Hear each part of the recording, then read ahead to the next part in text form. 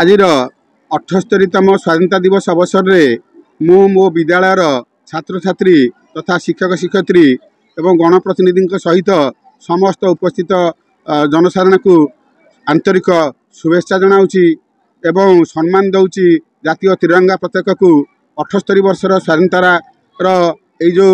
उत्सव आम पालन करुचे यह केवल आम विद्यालय नुहे ओडिशा तथा भारतर पूरपल्ली में गर्व एवं गौरव सहित यह कार्यक्रम पालन करा जाउछि। मन रखिया हो जे 1947 मसीह जो भारत वर्ष स्वाधीनता करथिला स्वाधीनतार 78 वर्ष पर आम आज ताहाकु ही उपभोग करुचे आम प्रगति को उन्नति की आम उन्नति एवं प्रगति को उपभोग करने संगे संगे आम पुणी स्मरण करुचे से महामनीषी मान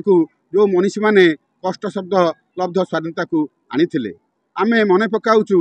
लाल बाल पाल गांधी गोपबंधु को आम मन पकाउचु शहीद रघु दिवाकर को आम मन पकाउचु भगत सिंह को हे मानकर बलिदान जोगु भारत आज स्वाधीनता लाभ करिछि। स्वाधीनतार ये भारत वर्ष शशमलार पुणी परिवर्तन होउछि पाश्चात्य देश ताल देउछि केवल अर्थनीति नुहे सामाजिक क्षेत्र में प्रतिरक्षा क्षेत्र में भारतर उन्नति से कम नुहे किंतु आम पाखे गोटे दुख अभाव रही जाइछि आम पाखे मनीषपणिया कमी जाइछि मानविकता कमी जाउछि देश मातृका को भल पाइबा को कमी जाउछि तेणु आमे आज समस्ते एकत्रित हेबा ए तिरंगा पताका तले शपथ नेबा भारत माता केमती आगु जीव यार गौरव बंची रहबो। ये पवित्र 78तम स्वाधीनता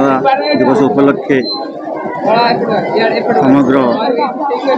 गुरुजन वृंद शिक्षक शिक्षयित्री एवं स्नेहर छात्र छात्री वृंद से मोर शुभेच्छा और शुभकामना ज्ञापन करुँच। देश चक आगू आगू बढ़ी चलू समृद्धि हो सुजला सुफला हो यह आज ये स्वाधीनता दिवस उपलक्षे मोर आशा और शुभेच्छा एवं ये देश वर्तमान बहुत ग्लोबल वार्मिंग रे चलती गछ लगेवा भाईचारा संपर्क रखिबा समयर उपयोग करवा एवं समस्ते छात्र छात्री वृंद जड़े सुनागरिक हो छड़ा यह मोर आशा करी वक्तव्य सांग करुँ। जय हिंद।